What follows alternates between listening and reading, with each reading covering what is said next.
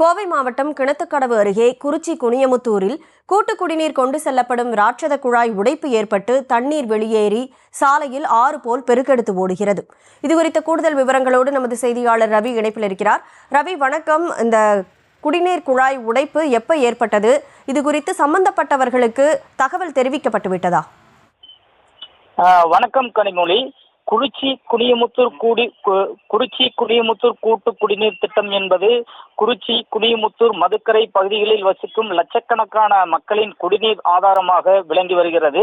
பொள்ளாச்சி அம்பராம்பாளையம் பொள்ளாச்சி ஆற்றுப்படுகையிலிருந்து குழாய்கள் மூலம் அமைக்கப்பட்டு பொள்ளாச்சி கிணத்துக்கடவு வழியாக குறிச்சி குனியமுத்தூர் பகுதிகளுக்கு குடிநீரானது விநியோகம் செய்யப்பட்டு வருகிறது. இந்த நிலையில் கிணத்துக்கடவு பேரூராட்சி சார்பில் கட்டப்பட்டுள்ள வணிக வளாகத்தின் முன்பாக இன்று பிற்பகல் உள்ள பிரதான குழாயில் திடீரென உடைப்பு ஏற்பட்டு தண்ணீர் சாலையில் ஆறு போல் ஓடியது. இதனால் பேரூராட்சி வளாகத்திற்கு வரும் பொதுமக்கள் மற்றும் அவ்வழியாக வந்த வாகன ஓட்டிகள் பெரும் சிரமம் அடைந்தனர். பின்னர் அப்பகுதி மக்கள் அதிகாரிகளுக்கு தகவல் கொடுத்ததை அடுத்து தண்ணீர் விநியோகம் நிறுத்தப்பட்டு தற்போது குடிநீர் வடிகால் வாரிய அதிகாரிகள் குழாயை சீரமைக்கும் பணியில் ஈடுபட்டு வருகின்றனர். இந்த குழாய் ஏற்பட்டதன் காரணமாக சுமார் பல லட்சம் லிட்டர் குடிநீரானது வீணாகி சாலையில் ஆறு போல் ஓடியது. இது குறித்து அப்பகுதி மக்கள் கூறுகையில், ஏற்கனவே இதே போல அப்பகுதியில் குடிநீர் குழாயில் உடைப்பு ஏற்பட்டு தண்ணீர் வீணாகி வரும் சம்பவங்கள் தொடர்ந்து நடந்து வருகிறது.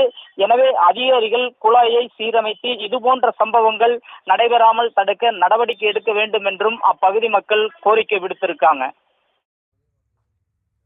விவரங்களை வழங்கியதற்கு நன்றி ரவி.